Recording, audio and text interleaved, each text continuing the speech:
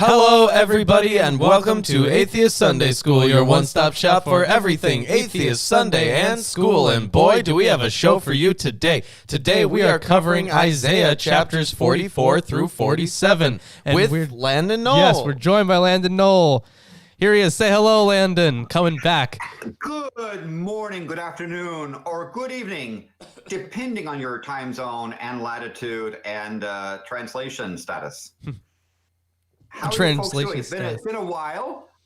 There's been a few chapters flown under the bridge, or down the sewer, or whatever you want to use. But I'm glad to be back here and doing some prophet stuff.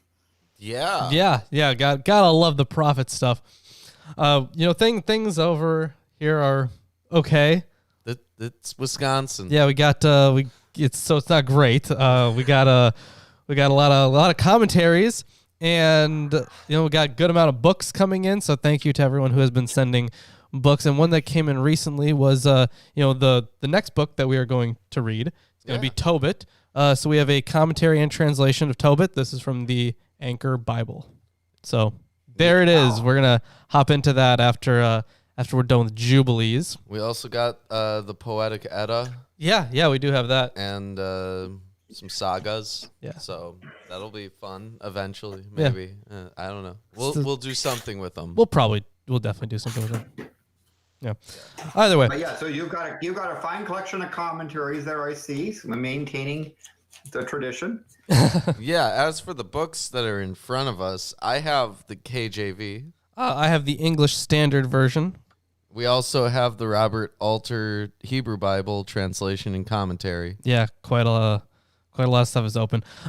We also have the Holy Scriptures according to some Jews and the New King James Version of the Bible. Alongside Ehrman's commentary on the Bible. That's this one. And then we have the Hermenia commentary on Isaiah. And also this one, I forget what it's from. Let's see. This is Westerman's commentary. So, yes, from Klaus Westerman. Isaiah 40 through 66. Yes. From the Old Testament library. So that's the stuff we have in front of us. And there's quite a lot, so I apologize if I'm hopping from one book to the other, because I'm definitely going to have to. Yep. Like 7 you've got there? Good amount. Aside from when I have to read, there's 4 that I've open. This show has always been a scholarly treatise on this Bible stuff. So I appreciate it's part of the value you bring to reading of this stuff. For myself, I'm going to be reading from the New American Standard Bible Reference Edition. A.J. Holdman and Company, probably Copyright God or something like that. and as an extra treat, I won't be reading from, but I'll be following. I have the Living Bible paraphrased. Tyndale House Publishing, distributed by Doubleday and Company to the general book trade, and that is attempting. It's one of those It's one of those things. It's not a translation. It's attempting to try to make the Bible more understandable. Of course, it probably strays in various embarrassing ways from the original text. Yeah, I'm sure it does. We're kind of running into something like that in Jubilees right now. yeah, we are. What a commentary Jubilees is. Yeah. It's got like events in different orders and stuff that like fan fiction. Yeah, sometimes it just blatantly passes over things. It's just, and then it's like, and here's some stuff that happened about this one guy once, and then they never come back to him again, even though it was like a very important person. Yeah, like we get that it's supposed to, it's not supposed to be like a direct just copy of Genesis and Exodus. But it's frequently embellishing and skipping over certain parts. Yeah. It's interesting to see what they think of it. Yeah. I like that notion of being fan fiction. Yeah. But obviously some people thought it was not good enough to be canon, so it was decanonized. Well, the thing about Jubilees is there was definitely a lot of influence from the ideas that were in it, because people recognized that it was just a commentary. So when they were, trying to figure out the nature of God and all these things, they would say, what did our forefathers think and whatnot? And Jubilees was a very early commentary, so they would look at a book like Jubilees and take a lot of influence from it. Even I think there's plenty of stuff in the New Testament also that I'm not sure if it directly ever quotes it, but there is a lot of similar ideas that are portrayed. So it was definitely very influential. And the notion of actually writing a commentary about a religious text isn't that a much more recent thing? I can't imagine in the 9th century BCE someone writing a commentary on some Old Testament text. It's not really a commentary in the same way. Like when we think of a commentary, we think of, like here's some textual notes and here are some allusions to some other books, some other texts. It's more like a retelling or written by a critic. Yeah. Yeah, and they're trying to usually, because if they see a contradiction or some theological hurdle, this kind of work, like Jubilees, would try to tell things in a way that gets over that theological hurdle or gets rid of that contradiction or something like that. A biased retelling is close. Yeah. But what we're reading today is Isaiah. Yeah. And not just Isaiah, but second Isaiah. Yeah, we are in second Isaiah still. That is correct. Yep. Which isn't a real book. It's just a scholarly division. Yeah. So this first chapter that we're going to read today, chapter 44. And you know what, Chris, can you put up the thing that we were talking about earlier? No. The behold. What? Yes. Where? How do I do And that? Yep. And by the way, while we were doing that, hello to the chat. Someone has kindly sent me a stream of the chat so I can watch you there because Auntie Susan doesn't like me. But I would say it's good to see back in the chat, and let's hope we can get some beholds around here or other commentary from the chat room because your contributions are welcome. Yes, Yeah. absolutely. Absolutely. All right, so this passage, this section that we're getting into, chapter 44, it's an oracle of salvation, very very short thing, and there's some stuff in it that we'll discuss, but we only really have to hop into it once we're already into it. Okay, then why don't I hop into it then? Great. Chapter 44 of Isaiah. Yet now hear, O Jacob, my servant, and Israel, whom I have chosen. Thus saith the Lord that made thee, and formed thee from the womb, which will help thee. Fear not, O Jacob, my servant, and thou, Jezreel, whom I have chosen. Yeah, so a few things to talk about here. So the formed you in the womb thing, that comes up a lot when I've talked to plenty of people who have quoted that. Because they don't understand how actual reproduction Well, works. I'm sure that they do, but the point is that God's behind it Now, all. I'm pretty sure that they aren't aware of the cellular process. Okay, well maybe some of them are, I don't know. All right. Maybe not to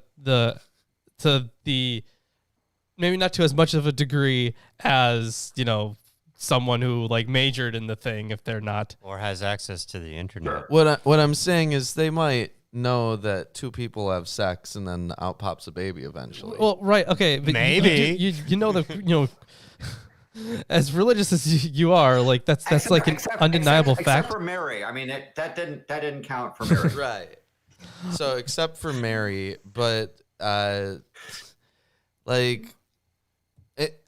it would I'm only sure make they could sense. easily understand this. Yeah, but it would only make sense to attribute this saying to God, right? I formed you in the womb. Yeah. If they didn't understand how reproduction works. Well, though I'm sure they can still understand how reproduction works, but they just think God is the ultimate, cause of that. Like, he decides what comes out. Well, there's like direct causes and indirect causes, right? No, I know. Like, I'm saying that God would be like the ultimate mind, like, behind how things turned out. Like, he maybe used the stuff as tools, the available stuff as tools. So, like, I don't really see how that's like a hurdle or anything. I can see it. It depends literally on how much the people at the time of writing knew about. Oh, back then. Yeah.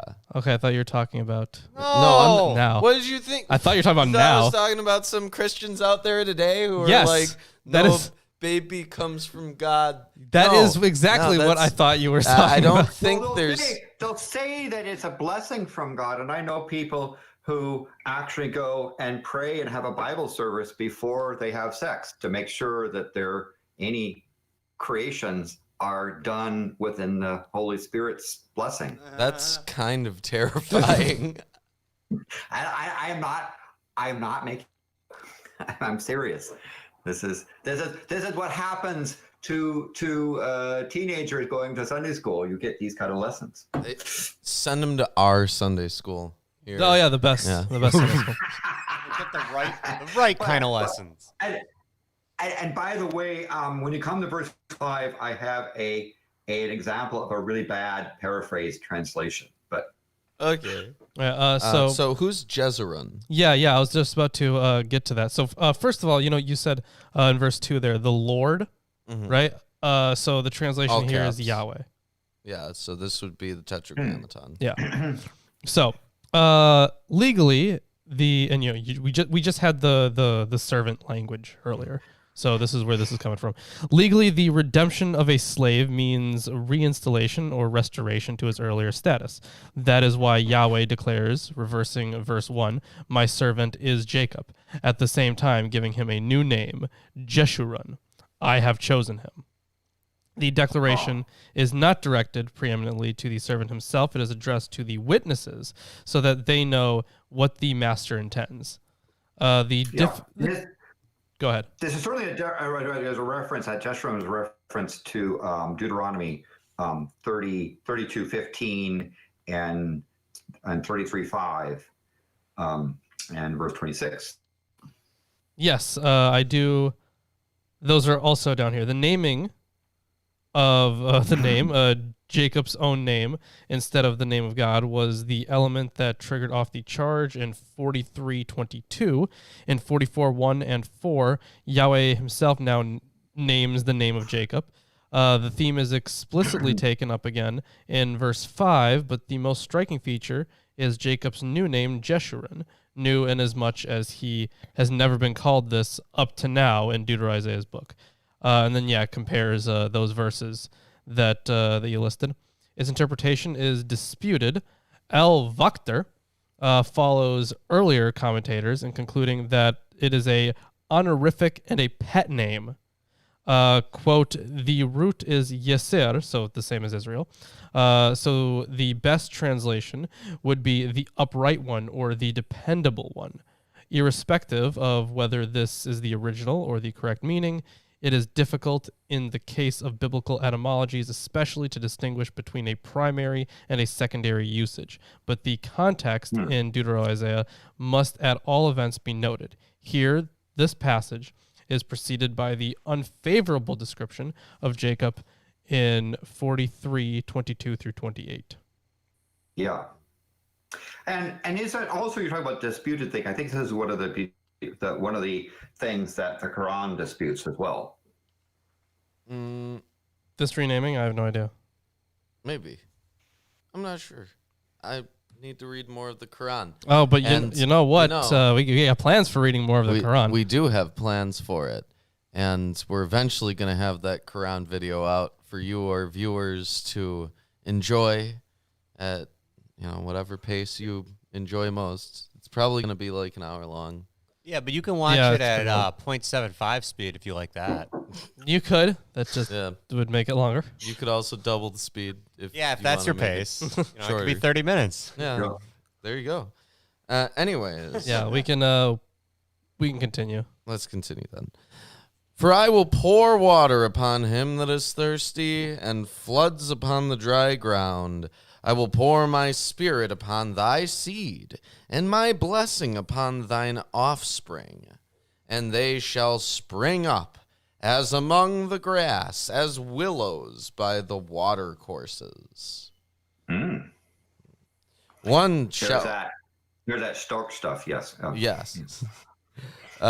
One shall say, I am the Lord's, and another shall call himself by the name of Jacob, and another shall subscribe with his hand unto the Lord, and surname himself by the name of Israel.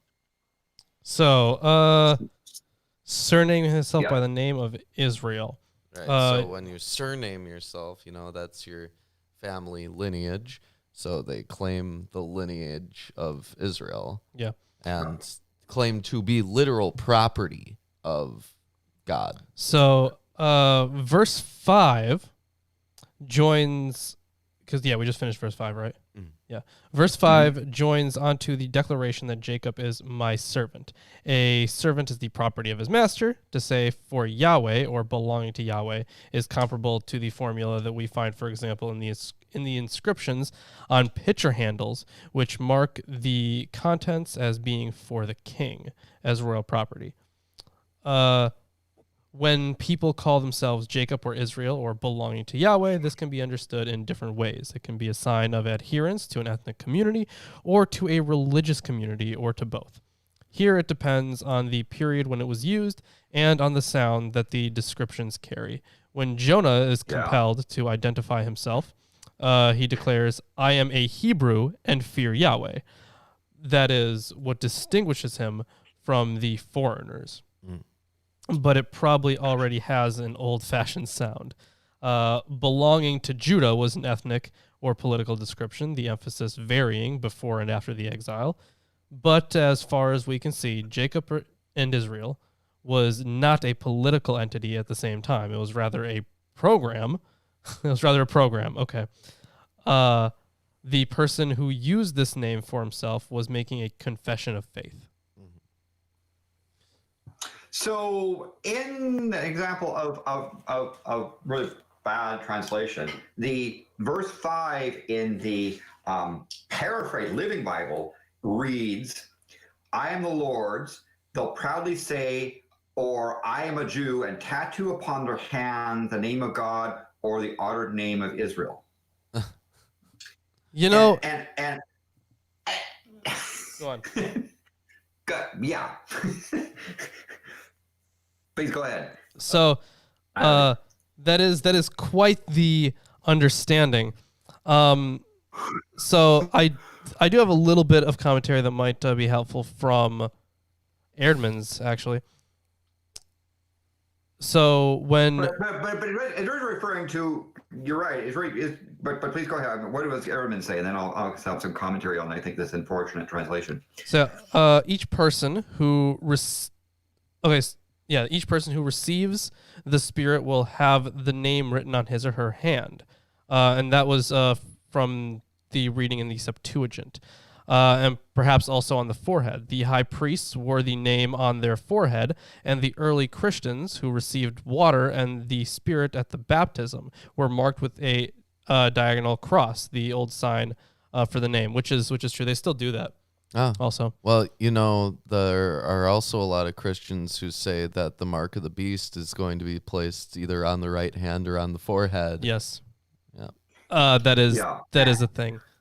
And this notion of someone declaring themselves a Jew, that's a kind of an interesting paraphrase. That also is sort of implied separation between, well, this person's not saying they're a Christian, they're saying a Jew, and then tattooing that on their their arms and their forehead is kind of an unfortunate phrasing. Let's put it that way. Yeah. Well, yeah, because in Judaism, you can't get tattoos. Yeah, so the faithful, well, it wouldn't be a tattoo. It would just be Right. Like coal or something like that. There's also like these prayer things that you like wrap your arm in. Sure. Yeah. So that's like writing it on your arm. Yeah. There's also a cross-reference in here to Revelation 14:1, actually, so that's funny. So the faithful in Jerusalem were marked as belonging to the Lord by the Hebrew letter tau on their foreheads. That's Ezekiel 9:4.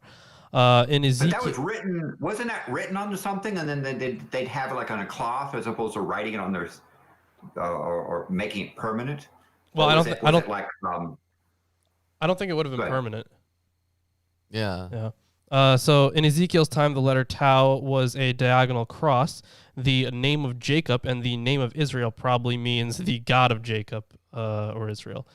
Deutero Isaiah describes here a universal priesthood, a democratization of the old ways, which is, fair. Things were getting democratized in the post-exilic period. Had to make it more accessible, without a temple and all. So Yeah, it was happening. yeah. So we can continue. Okay. Thus saith the Lord, the King of Israel, and his Redeemer, the Lord of hosts. I am the first, and I am the last, and beside me there is no God. And who, as I, shall call and shall declare it, and set it in order for me, since I appointed the ancient people, and the things that are coming and shall come, let them show unto them. So there we have I am the first and I am the last. Yeah, and this is and isn't this not the case? I mean, it's not saying that there's only one God. I think it's implying polytheism, but there's no God at the level of Yahweh. Isn't that? yeah, it would be here? henotheism. This is one of the trial scenes. We've had one of those earlier. So now this, I'm going to introduce this a little bit here. So if in closing we survey the wider complex 43:8 through 44:5, we see that it began with a trial scene in which the peoples are gathered together before Yahweh. Yahweh's people is presented as a blind witness. Action is announced in two brief messages. This is mostly about there's the fall of Babylon and the downfall of the Babylonian army. The exegesis has shown that here the Jacob aspect is the foreground. This time it is the people as the collective Jacob my servant, which is taken back into its election. So when we're talking now, God is king, that popped up a lot in Psalms, so that's not really surprising to see that kind of language. Yeah. So let's talk about the gods in verse 7 there.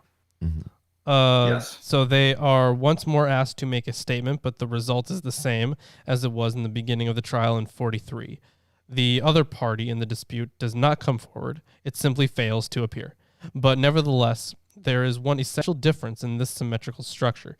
Yahweh's own summoning up establishes, I am the first and the last, and besides me there are no gods. So yeah, that's verse 6 there. Well, in verse 8 here it says, Fear ye not, neither be afraid. Have I not told thee from that time, and have declared it? Ye are even my witness. Is there a God beside me? Yea, there is no God. I know not any.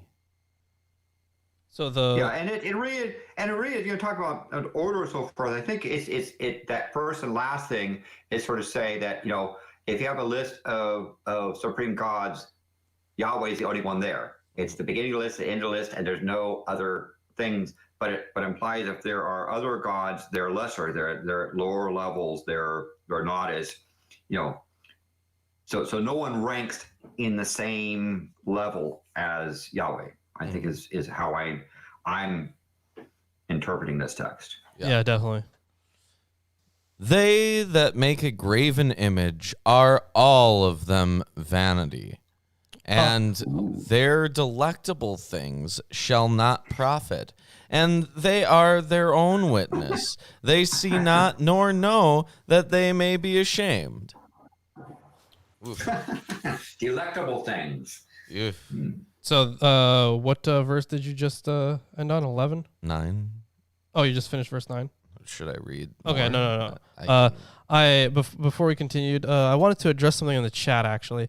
So when we're talking about 666 and 616, you can just reference our Revelation video. There's a pretty big argument that I go into about it. I think the original would have been 666, and it was referencing Nero. That's in my opinion. And I do outline an argument for that in the Forged Fiction Revelation video. So, but I encourage folks to stick with us to the end of the Book of Revelation, where these commentaries will become even more relevant. Absolutely. Yes. God, we're gonna have everything on the table by then. You just wait. Okay. Who hath formed a god or molten a graven image that is profitable for nothing? Behold. Behold! Behold! Behold. All his fellows shall be ashamed, and the workmen, they are of men. Let them all be gathered together. Let them stand up. Yet they shall fear, and they shall be ashamed together. The smith with the tongs both worketh in the coals, and fashioneth it with the hammers, and worketh it with the strength of his arms. Yea, he is hungry, and his strength faileth. He drinketh no water, and is faint. That's a bad idea. Got to stay hydrated. Stay healthy. Yep. Bad thing to do in the desert. Yeah, especially if you're working with molten metals in the desert. Especially then, yeah. Yeah. The carpenter stretcheth out his ruler, more like it. Yeah. He marketh it out with a line. He fitteth it with planes, and he marketh it out with the compass, and make it after the figure of a man, according to the beauty of a man, that it may remain in the house. So this whole thing is about idols. Yeah. Obviously. Yeah. He heweth him down cedars, and taketh the cypress and the oak, which he strengtheneth for himself among the trees of the forests. He planteth an ash, and the rain doth nourish it. Then shall it be for a man to burn, for he will take thereof and warm himself. Yea, he kindleth it and baketh bread. Yea, he maketh a god and worshipeth it.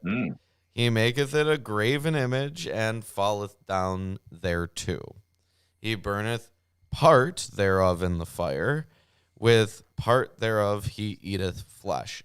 He roasteth roast and is satisfied. Yea, he warmeth himself and saith, Aha! Aha! I am warm. Yes. Yeah. But I am warm. I have seen the fire. That's the end of that verse. Yeah. Aha. And the residue thereof he maketh a god. Now, he's making a god out of res. Gross. So what verse is that? Verse 17. He's 17. using the residue from burnt logs, and it says, and the residue thereof he maketh a god, even his graven image. He falleth down unto it, and worshipeth it, and prayeth unto it, and saith, Deliver me, for thou art my God. So just a quick couple of things here. Is it Wilson? So in order to... Okay, so these verses give the comment on the herdsman. It is a parallel to the preceding one with obvious differences. His half is the part he takes for his own personal use. Since it is taken from the forest, this part is certainly not small, nor is the fire. In order Sure. to bake the farmer's bread, the hot embers of the charcoal suffice. The meat eater eats his fill. This was surely presented both audibly and visibly. The farmer is silent in what he does. The herdsman makes primitive noises. We need only count the gutturals and R sounds in what he says in verse 16. The idol is made out of what is left over. There is no artistic ambitions here. The theology of the herdsman's prayer becomes disturbing if one follows the preceding, what the human being himself has made cannot save him. By the way, I'll just make a commentary on the chat. The chat room, we had a behold in verse 11, so I'm hoping to see some beholds in the chat. Yes. It's coming at you guys.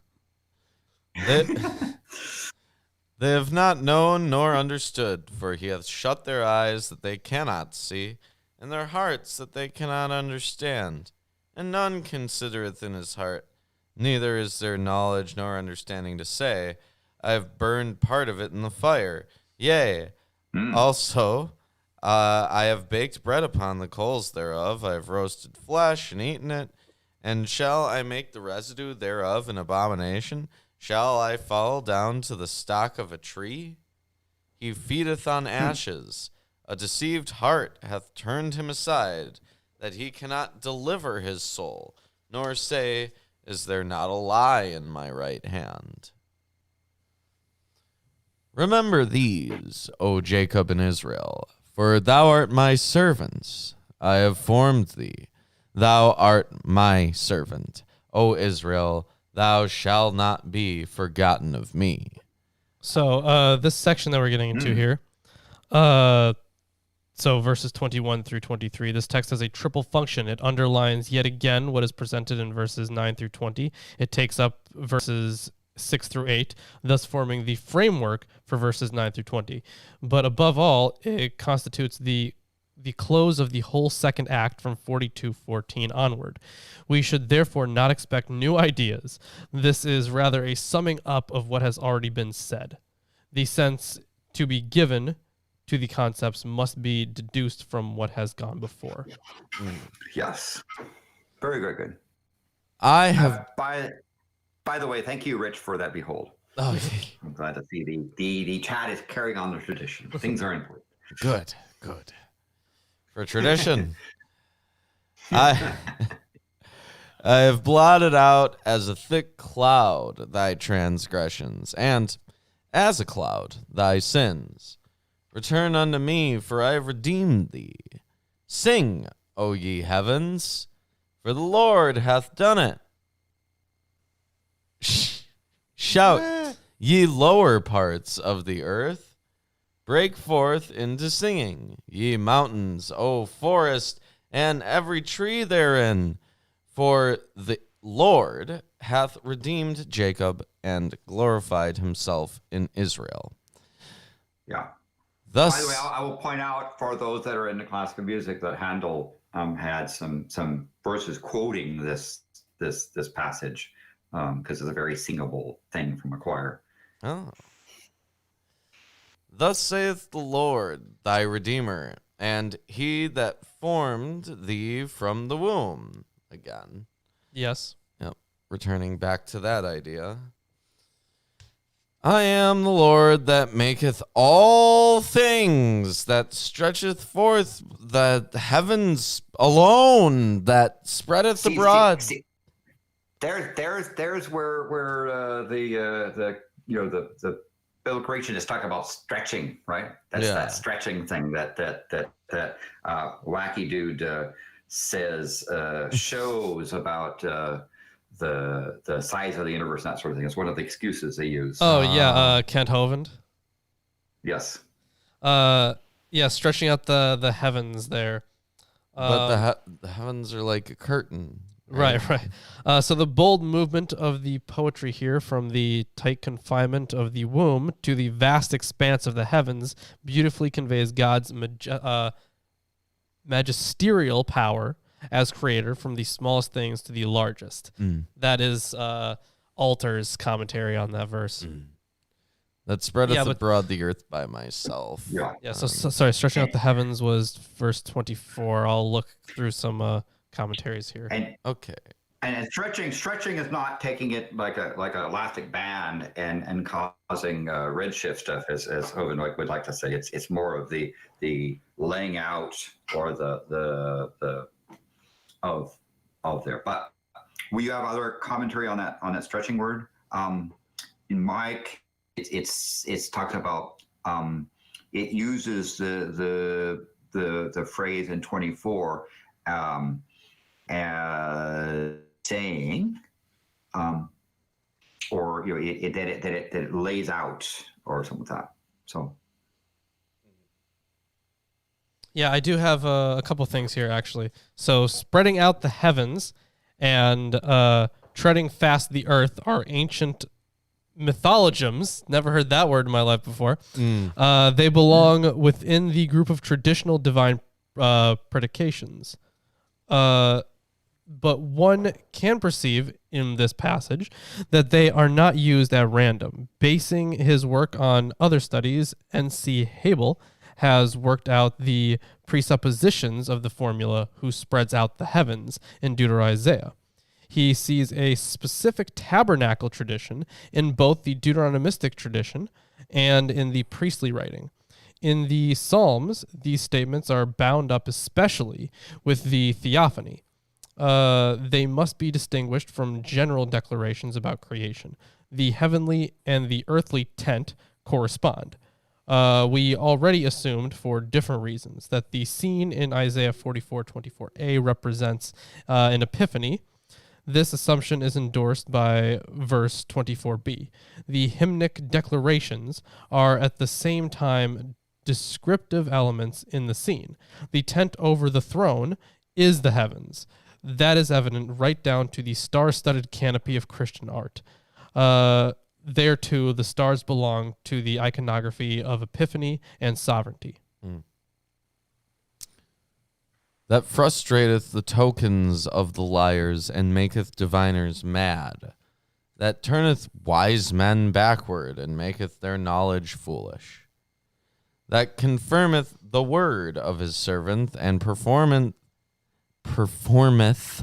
the counsel of his messengers, that saith to Jerusalem, Thou shalt be inhabited, and to the cities of Judah, Ye shall be built, and I will raise up the decayed place thereof. That saith to the deep, Be dry, and I will dry up the rivers. That saith of Cyrus, He is my shepherd, and shall perform all my pleasure, even saying to Jerusalem, Thou shalt be built, and to the temple, Thy foundation shall be laid. So yes, for the first time, Cyrus's name is mentioned. Yes. Shout out to Cyrus. Where people are saying of Cyrus that he is their shepherd, which is something that God is supposed to be, right? Well, I mean, hey, he did help out a lot. You know, if he's in fact God's chosen, that would make sense. Maybe he's like, hey, Cyrus, could you look after my sheep? And I think, they're very happy to have Cyrus there. Oh, well, it's a hell of a lot better than than exile. Or Antiochus. Or, any of that stuff. So on that 28, again, an example of a bad translation, the paraphrased guy says, when I say of he is my shepherd, he will certainly do as I say, and Jerusalem will be rebuilt and the temple restored, for I have spoken it. Mm-hmm. So it's more, again, they're trying to emphasize the Christian view of prophecy and restoring of the temple stuff. And then use that kind of excuse to then go in and say the current current activities in that area are laying forth biblical prophecy to restore the temple in Jerusalem before the end times. Yeah, but we have to, we got to keep in mind that this wouldn't have been, necessarily prophecy at the time, and and that's exactly right. I'm just showing that this kind of paraphrasing of stuff from a Christian perspective shows how sometimes they're putting their intent in it to try to amplify that little bit of their theology. Yeah. In a poor translation. So here's some commentary on Cyrus. Not too much.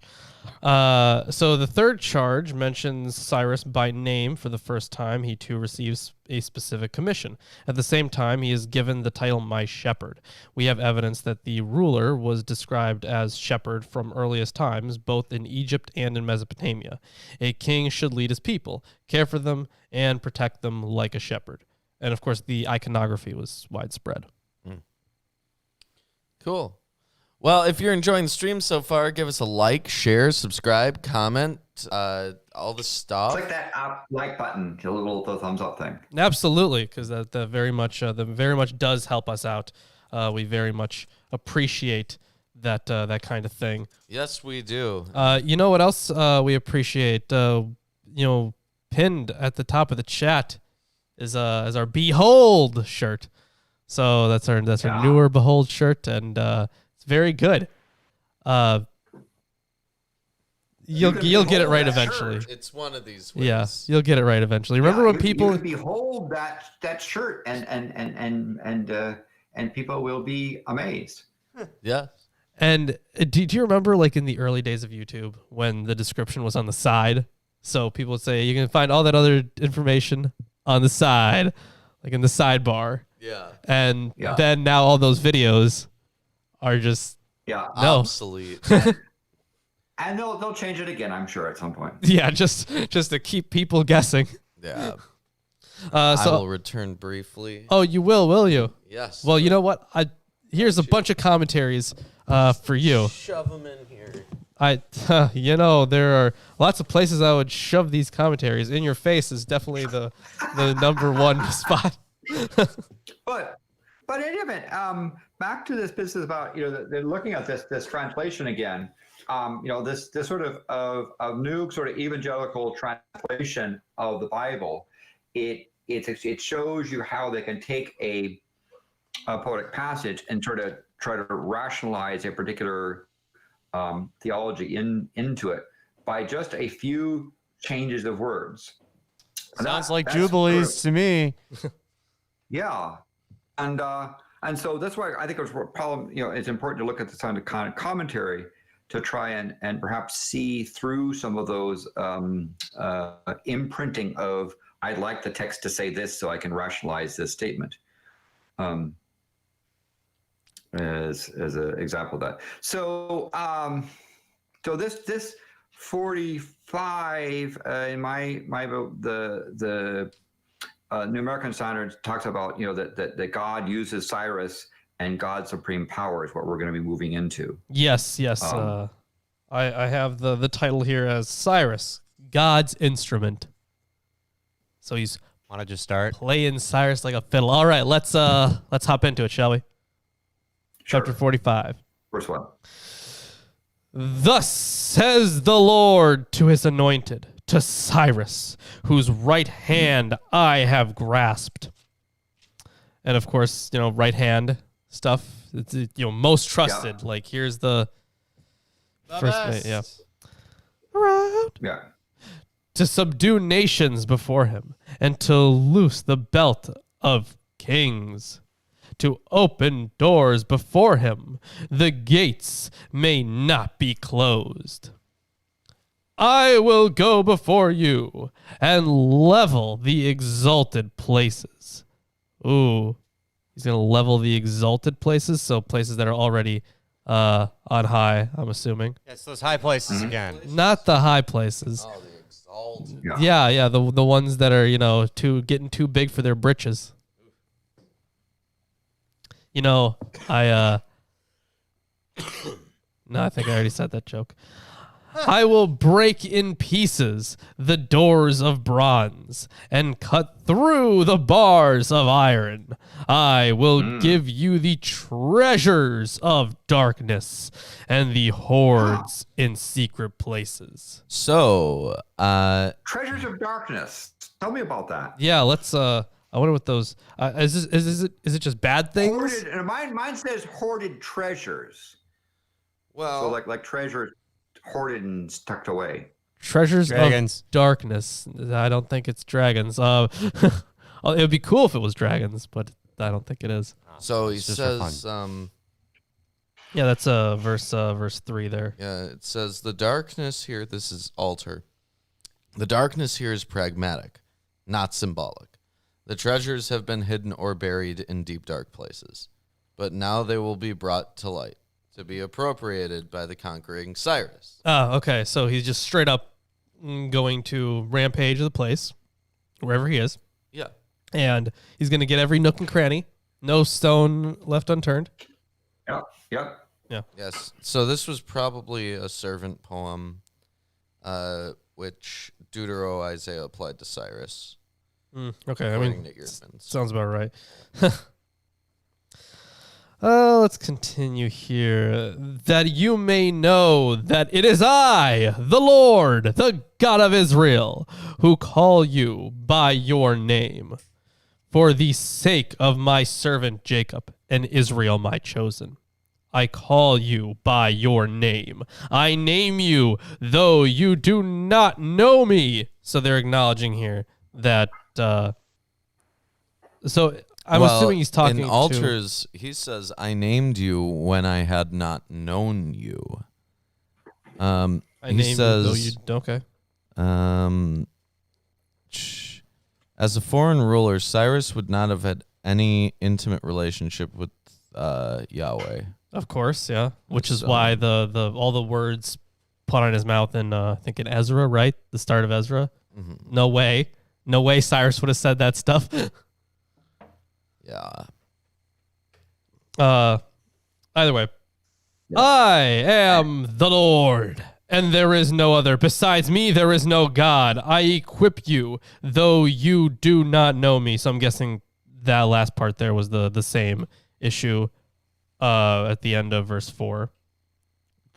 You said I equip you? I equip you, though you do not know me. I'm guessing the though you do not know me part is probably has a similar translation and explanation as the previous verse. Well, I'm guessing he gives them the right tools. altars says, "I am the Lord, and there is no other. Besides me, there is no God, so that they may know from the sun's rising place to its setting that there is none beside me." Does it say that later in yours? Right, because this is remember this is maybe it's one verse off.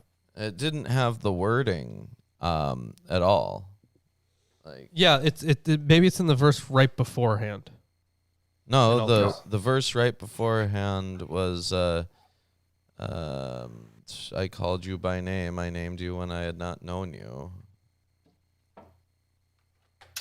Okay. By the way, I will also point out, from classical music, the 18th century composer Handel used a lot of this text as well in some of his music, and he's buried in Westminster Abbey, and at Westminster Abbey you'll see the graves around of people with these kind of quotes all over the place. So basically, this is a very in 18th century classical music, this was considered sort of, you take this text and you kind of embellish it from a choral point of view and make it into these grand choir things. I mean, that makes perfect sense. It was already, I'm sure it was used for music for quite a lot of the times. A So, comparison with the Greek text leads us to suspect that in Deutero Isaiah, there may also be a latent criticism of the present situation in the ideal figure Cyrus David. This is especially so. tell us about that. So it says that Cyrus is his anointed one earlier. Sure. Right. Oh, yeah, and that would have been David's whole thing, the anointed one. Yep. So Yeah. if you call Cyrus the anointed one, you would not suspect there to be a new Davidic king. Huh. Interesting. All right. So I'm going to continue on here, and this is probably where yours was leaving off. Where are you on? Verse 6? I'm just about to start verse 6, yeah. Okay, so verse 6 through 7 contains statements in which, at this point, Yahweh's all-embracing sovereignty is acknowledged. Yeah. That people may know from the rising of the sun and from the west that there is none besides me. I am the Lord, and there is no other. So it's kind of a very repetitious there. I form light and create darkness. I make well-being and create calamity. I am the Lord who does all these things. So that's one that we've brought up before. Yeah, we brought it up before, right? But let's see what the commentaries have to say about it. So let's see what the commentaries have to say about it. There's some stuff in here about Marduk and Cyrus's cylinder. I assume you've gone over this because there's like a lot on it. No, I haven't. You haven't. I should have. Okay, so about verses 1 through 7. Yeah, you can hand me the Hermenia while you go through that. Yeah, on verses 1 through 7. The royal oracle itself is contained in verses 1 through 4. 5 and 7 are part of the self-predication of Yahweh, which constitutes the frame in which the whole is set. Verse 6 adds a note about the end to be served that men may know. This royal oracle in 1 through 4 closely follows the terms used at an enthronement and the ritual enacted there. The undeviating practice following in the case of royalty was the regular repetition of the enthronement to confirm the king in his dominion. Psalms 2 and 110 also reflect the ritual. There have been quite a number of recent studies of these psalms which have shown that words and actions in the rituals connected with the king of Israel were to a large extent taken over from her neighbors. In commenting on 45, 1 through 7, editors all refer to the Cyrus cylinder, an inscription on a clay cylinder dating from about 538, which shows quite astonishingly close parallels with the text before us. On it, Cyrus describes how he captured Babylon without the striking of a single blow, and gives the credit to, of all the gods, the Babylonian god Marduk, the lord of the gods, who was enraged at the misrule of the last kings of Babylon, and then took action out of pity for the oppressed. And it has this quote here from a translation by T. Fish. He scoured all the lands for a friend, seeking for the upright prince whom it would have to take his land. He called Cyrus, king of Anshan. He nominated him to be ruler over all. He made the land of Guti, all the warrior band of Manda, submit to him. The black-headed people whom he, i.e. Marduk, put in his, Cyrus's, power, to them he, Cyrus, tried to behave with justice and righteousness. Marduk, the great lord, compassionate to his people, looked with gladness on his good deeds and his upright intentions. He gave orders that he go against the city Babylon. He made him take the road to Babylon, and he went at his side like a friend and comrade. That's the end of that quote. But here, too, a god, Marduk, chooses Cyrus as his agent, grants him success in his conquest, calls him to world dominion, takes pleasure in him, directs his way to Babylon, and accompanies him on the way. The words also found in 45, 1 through 7, to the effect that Marduk took Cyrus by the hand and called him by name, indicate an act of enthronement.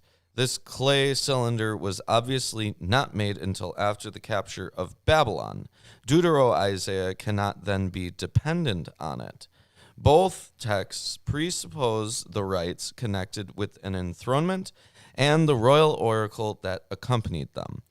The amazing thing is that the self-same historical event, Cyrus's capture of Babylon, is in both attributed to the intervention of a non-Persian god who chose Cyrus for this act and equipped him to perform it. So, Wow.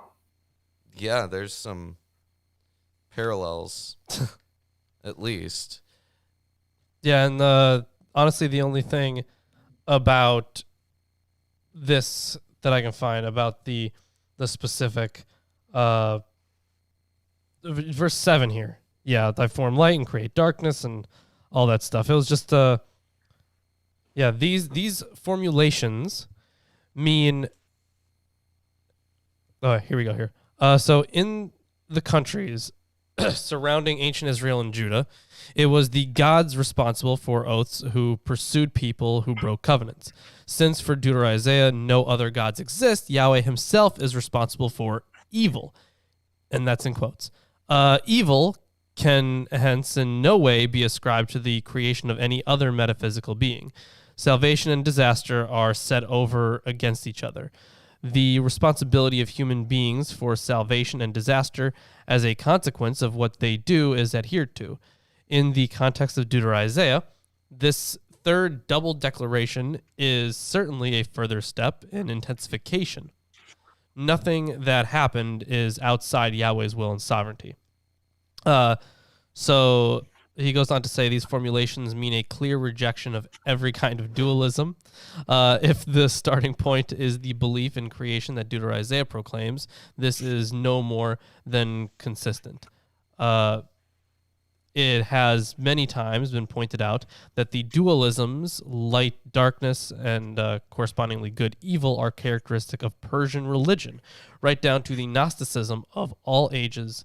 Dualism remains a temptation because it seems so convincing. Israel endured the acceptance even of disaster at the hand of its God, which is, that's absolutely true. It was like, we deserved the exile. That's what a good chunk of, Kings was about, how they have fallen into sinfulness. Sounds like Job's friends. Yeah, a little bit. There's a little bit here, too, about Cyrus as the servant. So the identification of Cyrus as the servant may have caused the disagreements apparent in later parts of the prophecy. First, Isaiah had seen Assyria as the Lord's agent, Isaiah 10:5, 13:2-16. And it would be quite consistent for a later disciple to see Cyrus in the same way. To proclaim him as the anointed was for some a step too far. The city which he rebuilt for them, it became the harlot Babylon, as in Revelations 17:1-6. Yeah, that's the whore of Babylon thing. And the temple where prayers were offered for the foreign kings, see Ezra 6:10, was described as the harlot's bed, Isaiah 57:7-10. Man, I could go for a harlot's bed right about now. No. But moving on. Let's continue here. Shower, O heavens from above, and let the clouds rain down righteousness. Let the earth open, that salvation and righteousness may bear fruit. Let the earth cause them both to sprout. I, the Lord, have created it. Pretty bold words there. Woe to him who strives with him who formed him.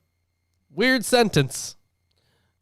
Yeah, it says to the one who quarrels with his maker is what my translation has. Yeah, woe who disputes with his fashioner. Okay, so I'm guessing it would make more sense if the actual word was him. But if they said it a whole bunch of times, it's probably a bunch of different cases. Yeah. So if we go back briefly to verse 7, fashioning light and creating darkness. Yes, all that stuff. I am the Lord who does these things. These fashioning and creating, these are two terms used for the creation at the beginning of Genesis, respectively, In the J version, Genesis 2, and the P version, Genesis 1. So Yahwistic and priestly. Yeah. The former term Yotzer is more concrete and indeed anthropomorphic, its primary reference being to the work of the potter with clay. This is a connotation that the poet repeatedly plays on, as in verse 9. And in verse 9 it says, the line clearly harks back to Genesis 2, where God fashions the first human from the clay of the earth. Yeah. Who woe to him who strives with him who formed him, a pot among earthen pots. Does the clay say to him who forms him, what are you making? Or, your work has no handles. Woe to him who says to a father, what are you begetting? Or to a woman, with what are you in labor?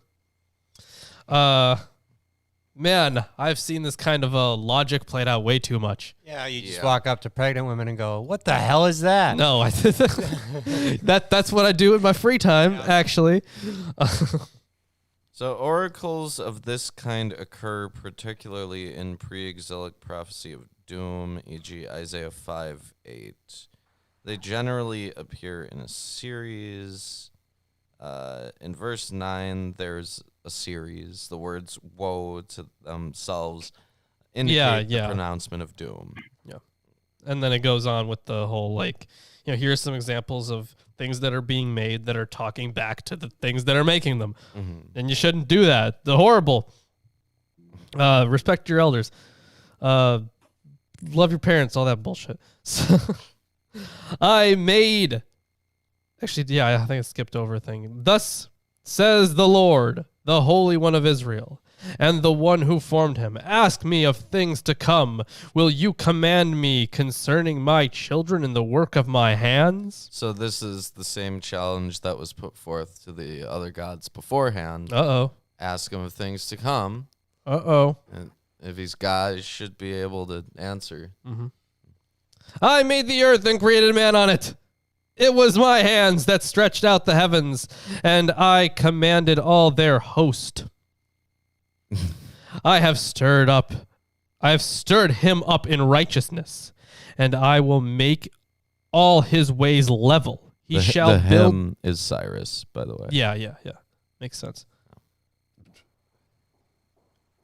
And I shall make all his ways level. He shall build my city and set my exiles free, not for price or reward, says the Lord of hosts. Yeah, not for price and not for payment. Yeah, so it goes. So we just had this whole thing about Cyrus and how great he is, how he's the chosen one. He's there to save Israel, or he's the anointed one. And he's there to save Israel.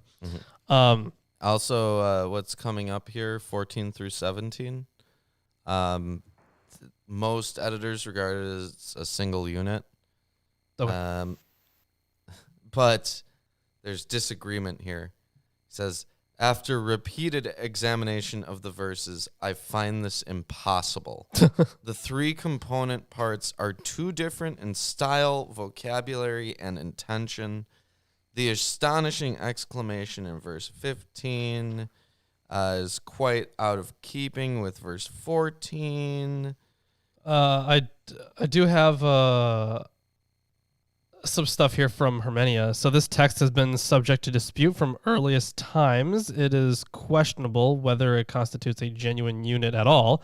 Its genre is difficult to define. Above all, the content presents us with a number of stumbling blocks. To whom is the text addressed? Is it Israel or Cyrus? Is this a piece of triumphalist theology and inappropriate bragging? In a situation like this, every explanation will have its weak points. Nevertheless, an attempt must be made. It is once more noticeable that the text is consciously shaped. There are things are intertwined, and repetitions designed to stress points of particular concern.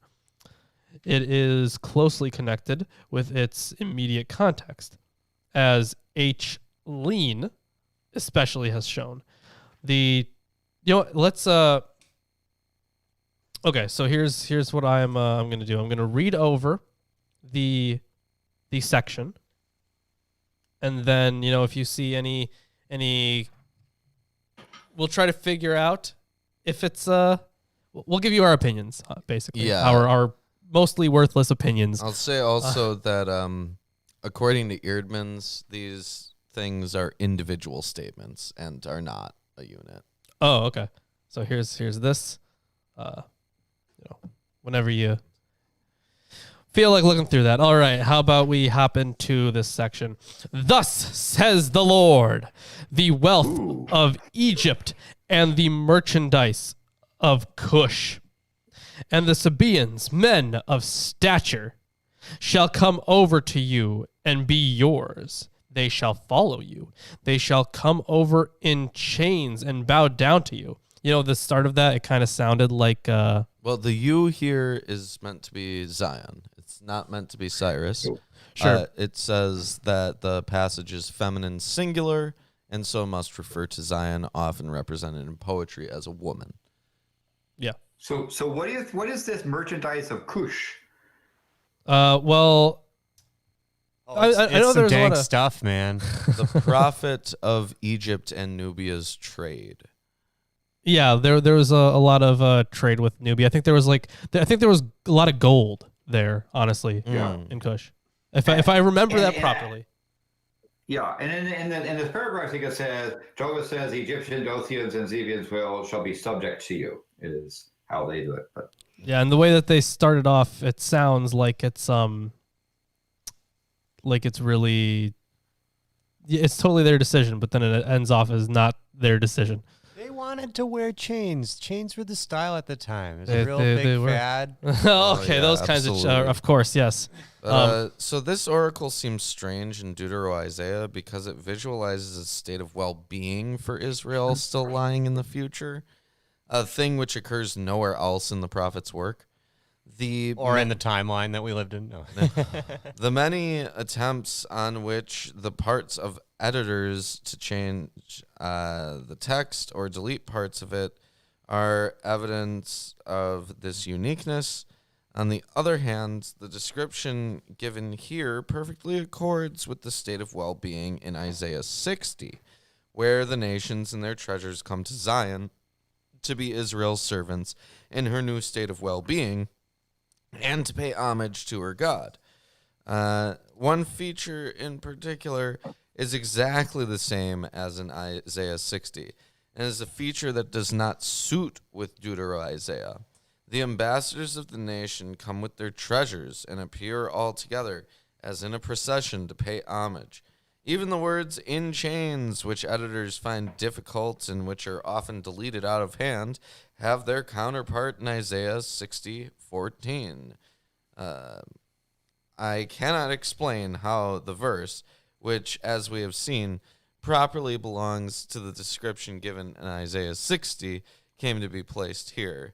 The likelihood that it was originally connected with Isaiah 60 is supported by the fact that here in Deutero-Isaiah 45:14 is a fragment without connection with either what precedes it or what follows it.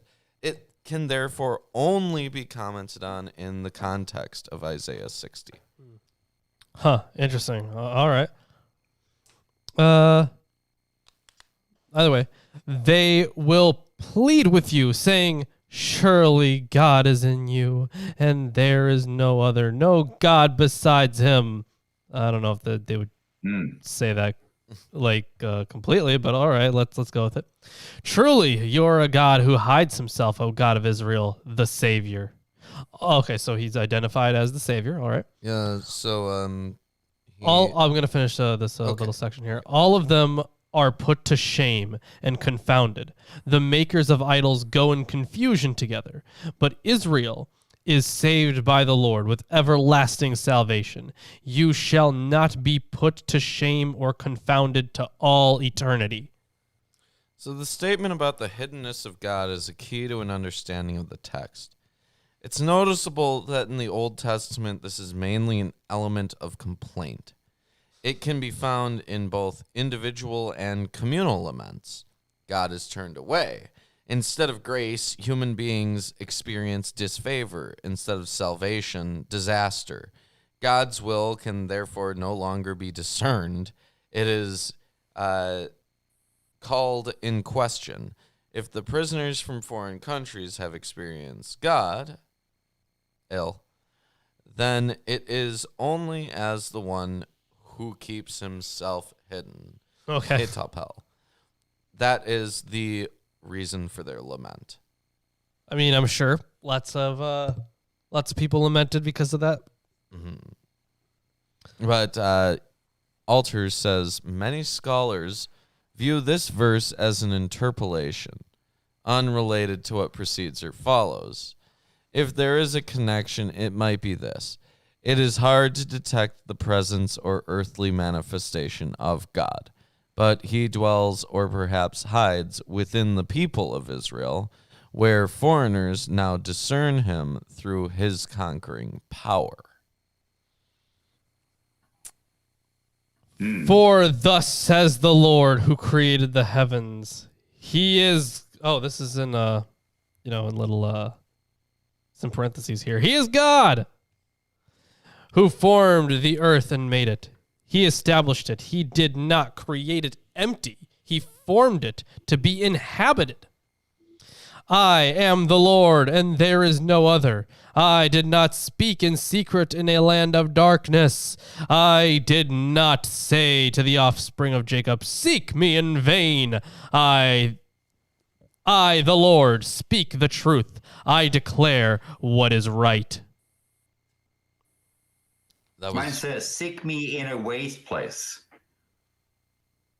I do not say to the offspring of Jacob, seek me in a waste place. Okay, well, I guess that would still... I guess that would be the same idea, though. Well, that's verse 18? That's verse 19. 19. Yeah. Yeah, like in the middle of it. I did not say to the offspring of Jacob. And that say to Jacob's seed, in vain you have sought me. Well, there's a bit in verse 18 where it says, creator of heavens, he is God, fashioner of the earth and its maker. He founded it. Not for nothing did he create it. To dwell there, he fashioned it. So the not for nothing. It's for something, yeah. The use of tohu amounts to a pun. Adverbally, it can mean for nothing, futilely, as it is clearly does in the next verse, in verse 19. Or you could say meaningless, completely meaningless. Yeah. But as a noun, it designates the primordial chaos. In this translation, welter and waste, that preceded creation. So what is also being asserted is that God did not create the earth to be mere chaos or void.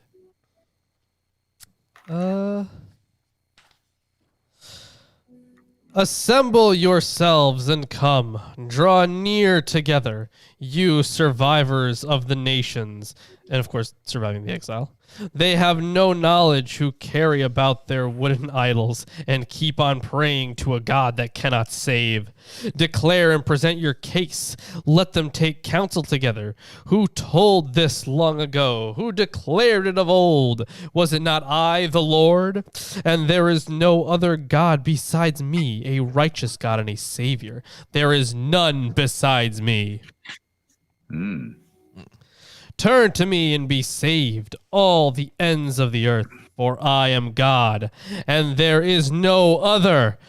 By myself I have sworn, from my mouth has gone out in righteousness, a word that shall not return. To me every knee shall bow, every tongue shall swear allegiance. And that gets quoted a whole bunch. Yeah, so this line would be incorporated into the Aleinu prayer at the end of morning services, which affirms God's kingship over all things. So it's literally a line that was then appropriated to be a prayer used in services. I mean, yeah, definitely. You know, every knee shall bow. It's also used in classical music, that's also a famous arias and so forth that have that liturgical sense. But in the Baroque period, that was a really fashionable thing to do. Yeah, Eerdmans also comments, the defeated and discredited gods and their peoples are not abandoned. They're invited to acknowledge the Lord and be saved. A consequence of Deutero-Isaiah's monotheism was that if there's only one God, that God no longer belonged exclusively to one nation. To me, every knee shall bow became an important proof text for the first Christians. It appears in Obviously Romans 14:11 and in Philippians 2:10 as the final act in the servant drama. After his sacrificial death, is exalted and receives the homage of creation. So it's that Christian cultural appropriation showing up again. every knee shall bow. Every knee. All right, let's. This is one last part here for this section. Only in the Lord it shall be said of me, our righteousness and strength. To him shall come and be ashamed all who are incensed against him. In the Lord all the offspring of Israel shall be justified and shall glory. And that's the end of chapter 45. So if you're enjoying the stream so far, wait a second. Do you hear that? I think I do hear that. Landon, do you hear that? Audio. There's a bit of audio something or other coming over. Whoa. Behold, I am your Lord and Savior, Jesus Christ, and I want to let all you heathens and sinners know that I support this wonderful episode of Atheist Sunday School. Lawrence and Reuben try their very best to bring you the true glory of the Bible, and they need your help. They have provided links to their Patreon page and other social media just for you. Once again, my name is Jesus Christ, and this is Milwaukee Atheists. The Lord is with them. God bless. Wow. Jesus, thank you. Thank you for stopping by. We, of course, appreciate you helping us out. I mean, to be endorsed by Jesus Christ, that's pretty big. Yeah. So this chapter that you're about to read, Landon, is going to be talking about some gods. Yeah, some gods. We got some. I imagine we'll have some good commentary about some of these names and so forth. So I guess we're going to start with chapter 46. Mm-hmm. Fantastic. Bel has bowed down.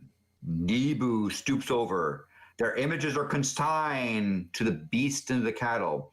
The things that you carry are burdensome, and the load for the weary beast. So Bel and Nebo. Yeah, so here's a few things about that. So to come down to details, in verse 1, Bel and Nebo are named as Babylonian deities. Bel is really only the designation for Lord, Akkadian Belu, comparable to the Old Testament Baal. It then became one of the names for Marduk, the chief god of the Babylonian kingdom. His temple in the capital city of Babylon was Esagila. I'm probably not how you pronounce it, but I'm going to... I like that. Shot. That's amazing. Yeah, with the famous temple tower Etemenanki. And that's actually, we were talking about that one before the show. That's one that's very often identified as the Tower of Babel. Mm-hmm. Well, it says here that Bel was later identified with Marduk. Yeah, that's what I just said. Yes. And Did you know Bel was later identified with Marduk? Yeah. It could be that Bel was later identified with Marduk. No way. I wonder to the Wow. degree to which that is actually true. Okay. Because I've read different versions of the Enuma Elish, which use different god names. And if that's what they're talking about, where they're like, well, in one version of the Enuma Elish, They use the name Bel instead of Marduk.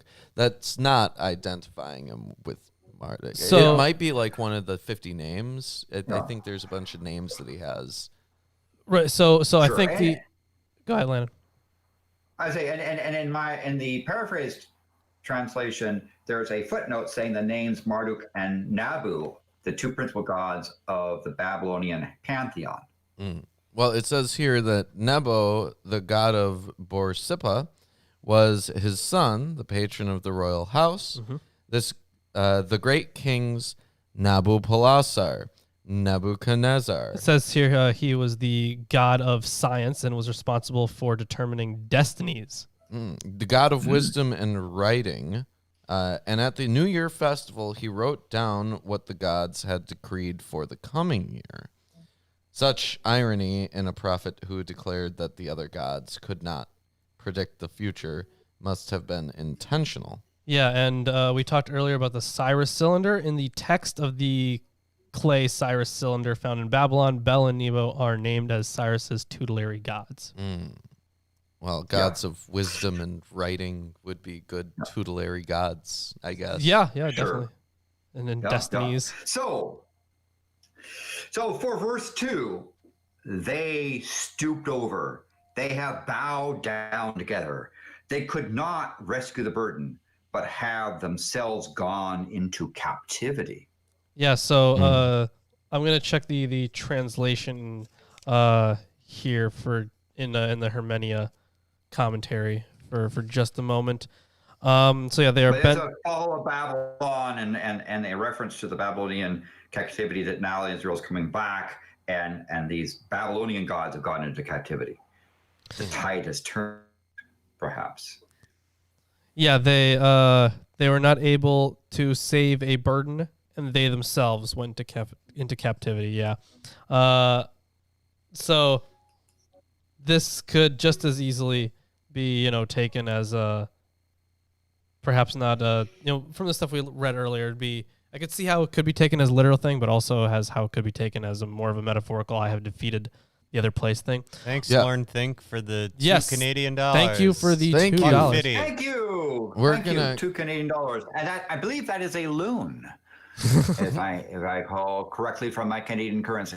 Nice a loon, and it's a double-sided loon because they have a lady who's a loon on the other side. I think, If if I recall correctly. And of course, Looney Tunes. that goes directly into our donation drive, which once we hit 666, we'll be doing some Scientology stuff. yeah, we'll be getting a thetan meter, and it's gonna be Meter amazing. those thetans. Yep. And if you want to predict who is the most clear, you can make a donation and put out there, which one of our great hosts is the clearest. Ooh, yeah, that's a good idea. No way. Let's see what else we got here. Oh, and actually, you know what? This is perfect for remember the whole every knee shall bow thing? Mm-hmm. Yeah, Yep. kind of ties right in here with that. So collapse and bend are chiastically emphasized. Even the pack animals break down under the load until with the end of verse 2, the whole nightmare vanishes. They go into captivity. This also announces the exit from the stage. It is curious that their soul is explicitly mentioned. This is usually understood as an intensification, meaning they themselves, but perhaps soul is really meant. Sure. What does the suffix in their soul refer to? And that they're, of course, referencing the Hebrew, but I can't read that. Could it be the citizens of Babylon, their supporters, just as the suffix on their images or fabrications refers to the supporters of the gods? For they go along with this procession as chorus. The soul would be comparable with the breath of our nostrils in Lamentations 4:20. Nice, as the title of the imprisoned king, describing his vital importance for the inhabitants of Jerusalem. People expect of Babylon what only Yahweh can actually give: life. Yeah, so talking about the captivity there could refer to the people, but also could refer to the gods, honestly, because of the Hebrew that's used. Yeah. So this chapter was probably a visionary prediction of the fall of Babylon, inspired by a procession in which the images of the gods were carried through the city. See Isaiah 21, which was reworked at this time as a prophecy of the fall of Babylon. When Babylon did in fact fall to Cyrus in 539 BC, he respected the temples, and their images were neither moved nor harmed. And of course, if you remember the whole Ark thing, where the Philistines got it, and Melted down all the gold. Well, that was something else. Was it? That was no, that was, but that was that the when thing about having to fall over because that one. The statue fell over, lost its its hand, and kept breaking. Yeah. So they had to get it out of here. It's destroying everything. See, there was early examples of people vandalizing historical statues. Yeah. Just pointing out. Ironically, the ball 3D printout and the next kept falling apart. Next paragraph here. Listen to me, O house of Jacob, and all the remnant of the house of Israel, you who have borne by me from birth and have carried from the womb, even to your old age, I shall be the same to you, and even your graying years, I shall bear you. I have done it. I shall carry you. I shall bear you. I shall deliver you. So I guess we're referring to my graying hairs, which, by the way, my birthday is this week, where I'm going to be upgraded to 6.0. But again, it does say, even in your old age, I shall be the same. So. Well, congratulations. So this passage constitutes the Bible's most profound utterance on the representation of God by an image. Here, the second commandment has borne its richest harvest.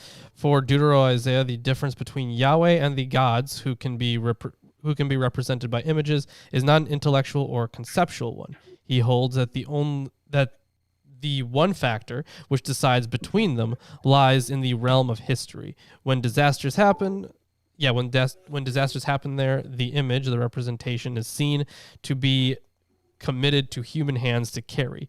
What circumscribes a God who is to be represented by an image is the fact that he cannot save the latter.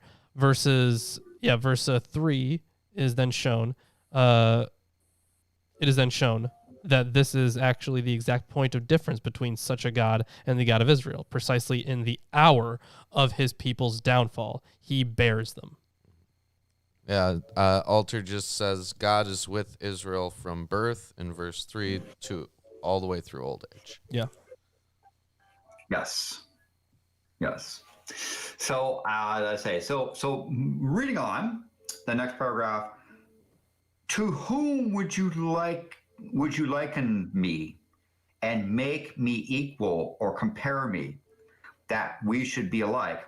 Those who lavish gold from the purse and weigh silver on the scale, hire a goldsmith, he makes into a god. They bow down, they indeed worship it.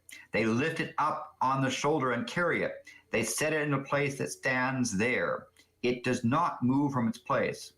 Though one may carry it, it cannot answer. It cannot deliver them from his distress. Yeah, so that's a continual thing that gets said about these idols, not just in Isaiah, but throughout the Bible. Yeah, to whom will you liken me and make me equal? That whole thing, continuous. Yeah, and you're going to slap together something out of gold. It's not going to walk around. Like, that is something that they bring up multiple times throughout the Bible. It's definitely. The idol's not going to walk or talk, so... because what about C-3PO? Yeah, what about C-3PO? Because they have the whole thing where it's like, it has eyes but doesn't see, it has ears but doesn't hear, like all that stuff. Yeah, C-3PO knows over 9,000 languages, though. Sounds like a riddle about a river. Yeah, but there's a goldsmith making golden graven images, which if you want some interesting commentary, you can look online for your golden calf commentary that you did. Absolutely. Golden calf video. Yeah, go check it out. Yeah. If after the show. After the show. Yeah. Obviously stay here. So, so on to the next paragraph. Remember this and be assured. Recall to mind, you transgressors. Remember the former things long past, for I am God and there is no other. I am God and there is no one like me, declaring to the end from the beginning all the ancient times things which have not been done, saying, my purpose shall be established.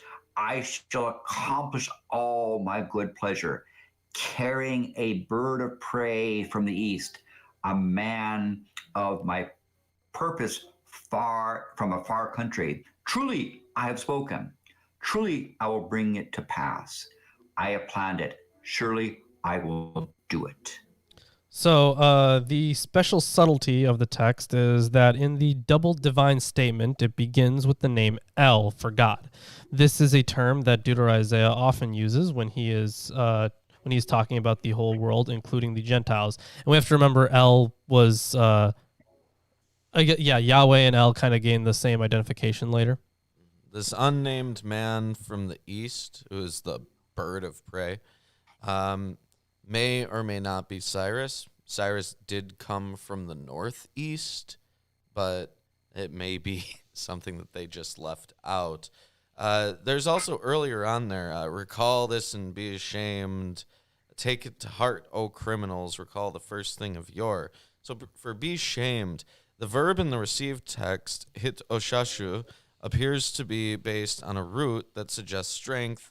Hence, the new Jewish Publication Society rendering stand firm, as opposed to be shamed, and take it to heart, O criminals. This denunciation appears to be a new note in the prophecies of 2nd Isaiah, which are predominantly prophecies of consolation. Joseph Blenkinsop proposes that the prophet may have encountered resistance to his message, and that these words reflect an element of antagonism between him and his audience. So here are some notes on who this could be. So the declarations develop what the being of God means. Who declares, who says, who calls. These are the modes of revelation. They are always directed to human beings. The human being is permitted to know what is from the beginning. God's plan does not remain secret in these declarations. The most extreme past and the future are linked in a unique way. The world is a unity in time and space, the greatest unity that can be thought. But the recognition does not remain a purely general one. It is bound up with the concrete political events and the calling of Cyrus. The argument could run as follows. One can accept that the creation was announced beforehand, verse 10. That is the case in Genesis 1:2. That God has a plan and decides according to his good pleasure is continually called in question on the basis of experience. But for all that, it is the essential substance of prophetic proclamation and tradition.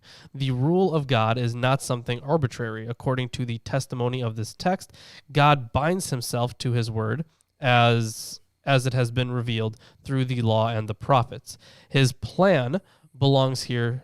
His plan belongs here too. But once again, what about Cyrus? The catchword counsel is taken up once more. Does God need a man of counsel, such as every ruler has, with his often problematical advice? The answer is no. Here too, the man of counsel is clearly the person who is called on the basis of the divine resolve. Cyrus is not mentioned. Cyrus's name is not mentioned anymore.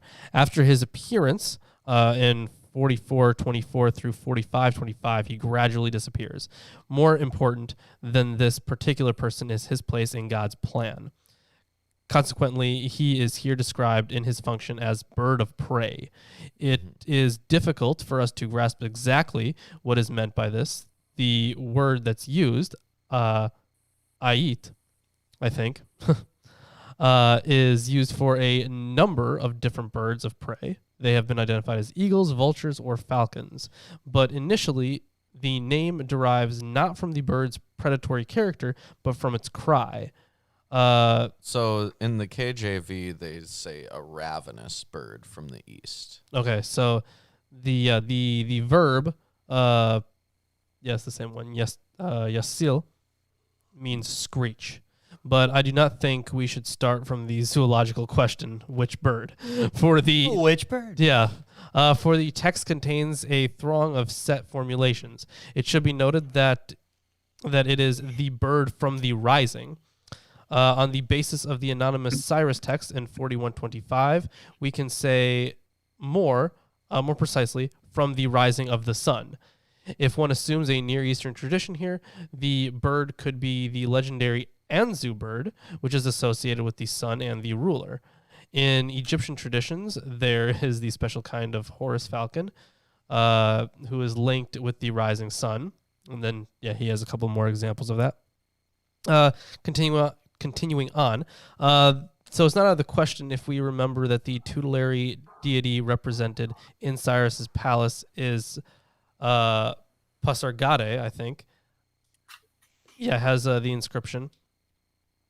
I think that's how you, has the inscription, I am Cyrus, the king of Enachmeanin, the Persians, and wears an Egyptian crown. We must also remember that according to Isaiah 43:3 and 45:14, Egypt, Cush, and Sheba are assigned to Cyrus. There is evidence that the Horus title was ascribed to Cambyses in Egypt. So he goes over quite a good amount of different ideas. He's mostly sticking to Cyrus here on who it is. Yeah. But he's mostly, trying to find these different identifications. Okay. So why don't you finish off this chapter here? All right. So that's the final chapter says, listen to me, you stubborn-minded, who are far from righteousness. I will bring my righteousness. It is not far off. And my salvation, I will not delay. I will grant salvation in Zion and my glory for Israel. And that's the end of the chapter there. If you're enjoying the stream so far, give us a like, comment, subscribe, do all the things, all those things at least. Absolutely, and all those share things. With your friends, your landlords, your ex-managers, and everything else that might be in there. Oh, yeah. All very useful stuff. Excellent. And I say at this point, my family is waiting to take me off for an outing, a birthday-related outing. But you have an opportunity to hear these fine hosts on the evening of the 27th. There is going to be a special session, and in the session is going to be for raising funds for an organization called Modest Needs that does lots of very critical things where somebody has an urgent need, like they got a new job, but their car has conked out and they don't have money to get the bus or other really critical items. It's in this time of COVID, the Modest Needs are things that are urgent for the person, but not necessarily magnanimous that a huge organization would pay attention to. So sometime on the 27th, I will have a really nice conversation with these fine gentlemen. We'll be discussing the last 60 years, and I look forward to your joining and to donations for this good cause in the name of my birthday. Yeah, absolutely. Yeah. And we will we'll definitely stay in touch. Or that to, have, like a time, set up some plans there. Yeah. And thank you very much, chat room, for your birthday wishes. And we will see you next month as well. So yes, so we have have at least 2 times. Excellent. So we have one more chapter to do, but Landon does have some things to get to. Yeah, he's got to go party. Yeah. Yeah. So thank you again, and continue to support this work of these Milwaukee atheists, if you please. Yes, listen to Landon. Excellent. Landon is a genius. Well, thank you, Landon, for coming, and we'll see you later. Yeah, we'll see you later, Landon. Thanks. Bye-bye. Yeah. Okay. Yeah. So last chapter. Yes, here. last chapter. 47. Not the last chapter of Isaiah, but The last chapter of the Bible. No, I'm kidding. It's not. Last chapter of the day. Okay, so chapter 47. Let's get into this.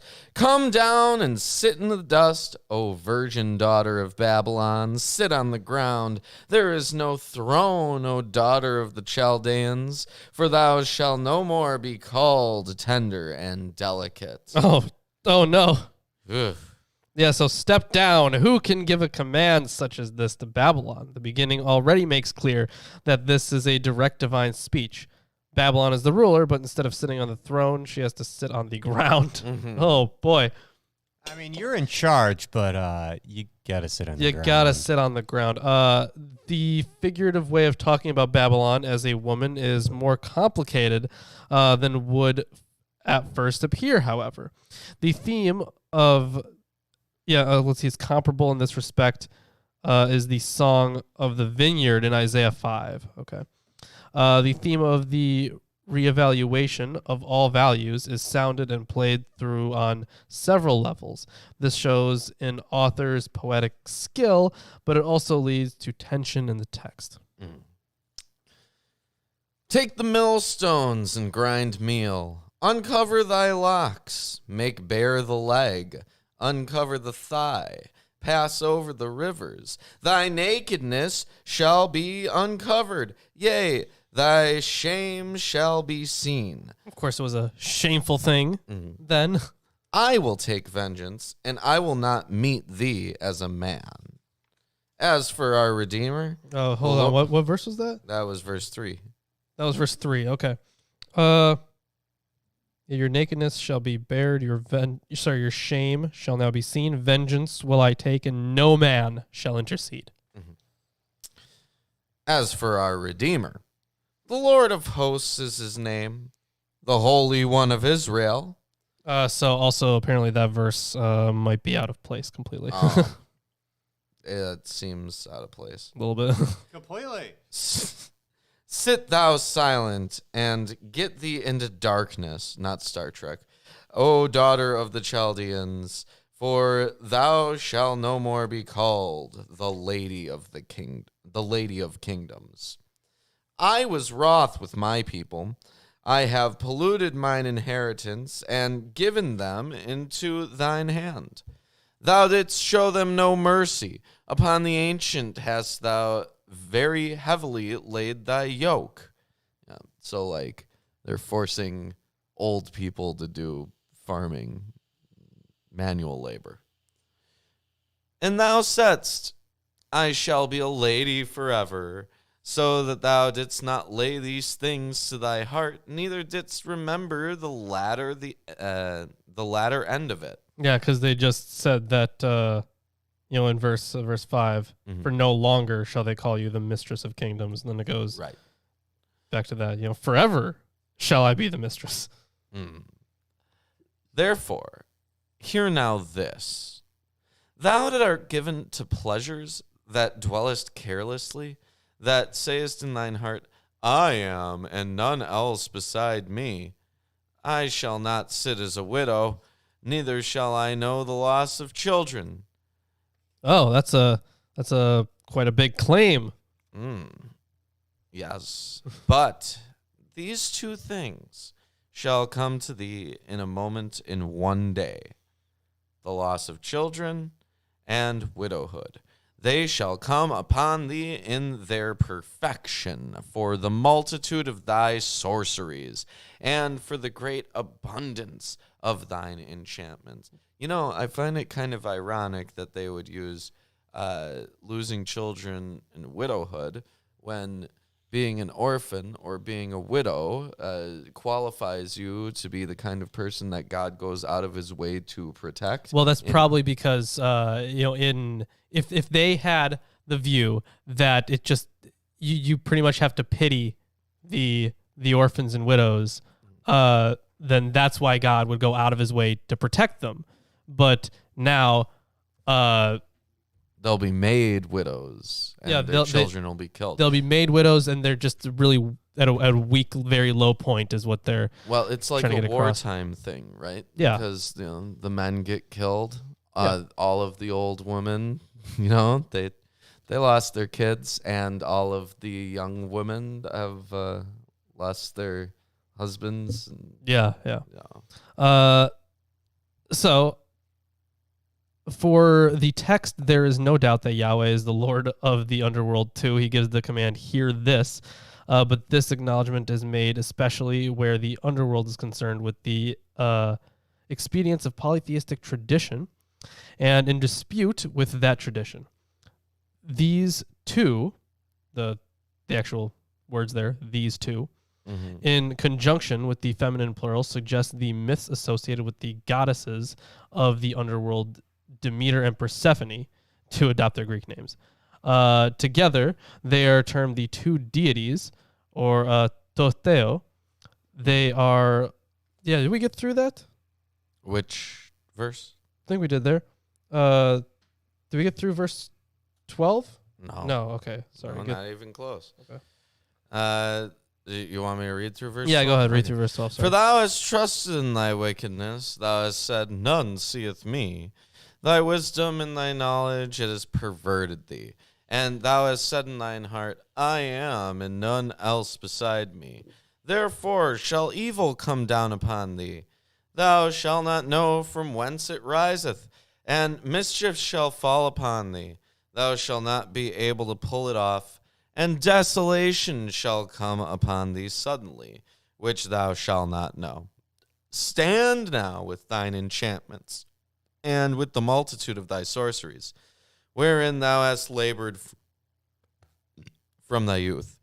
If so be thou shalt be able to profit, if so be thou mayest prevail.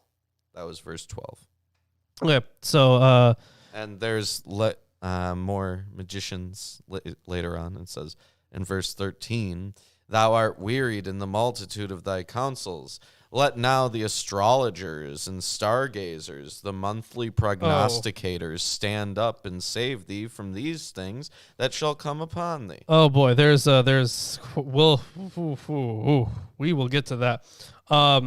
So the note that I was going here, so it's actually verse 9, these two shall come upon you. So the two things that are being referred to there are the loss of children and widowhood. Yes, I am aware, but it further goes on here. So together they are termed the two deities. This is about Persephone and Demeter. They are linked through the fact that both belong to the underworld, and because both have the gift of fertility, for grain especially. The element mother is clearly recognizable in the name Demeter. The daughter Kore is the girl. If we hear the present text with Greek ears, then according to the myth, especially in its Eleusinian form, Demeter is childless. Her daughter Persephone is carried off by the god of the underworld, Hades, or Pluto. Demeter, the mother, it just goes basically through the whole story of, I'm sure you've heard it, I'm sure you've seen the movies, Persephone and Demeter, and the whole coming back up and down for the seasons. Yeah. Sure you've all heard it. This background could explain why there is a chiastic change of sequence in verse 9 compared with verse 8. First barrenness, then widowhood.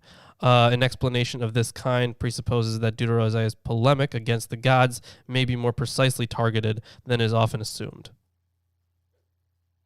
Yeah. I can see where that's coming from.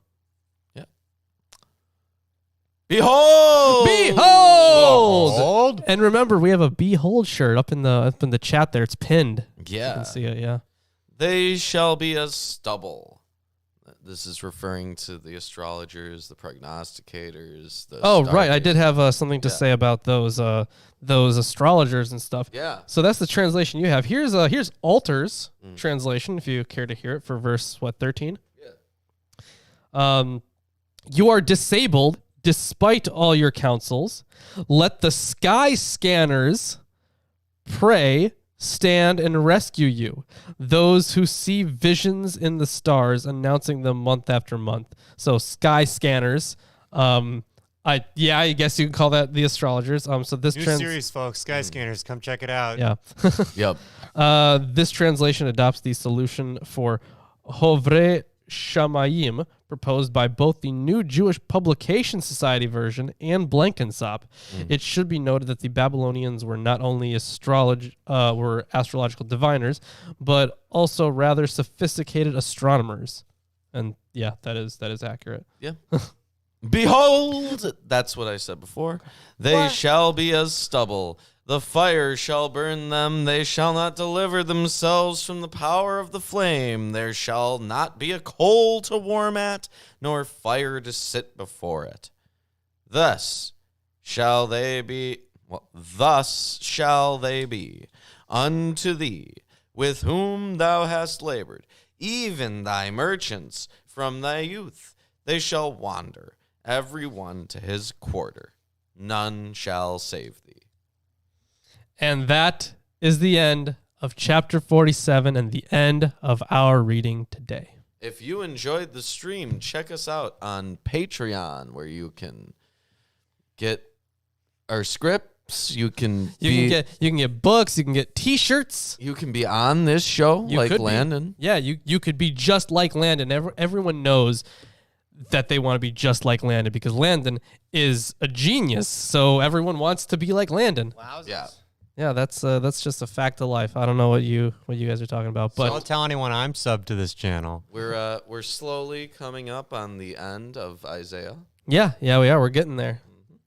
Yeah, so let's see. I got Patreon. We got the Teespring too, right? One of our shirts is pinned to the top of the chat there. So you can go check out Teespring if you want to see all the shirts.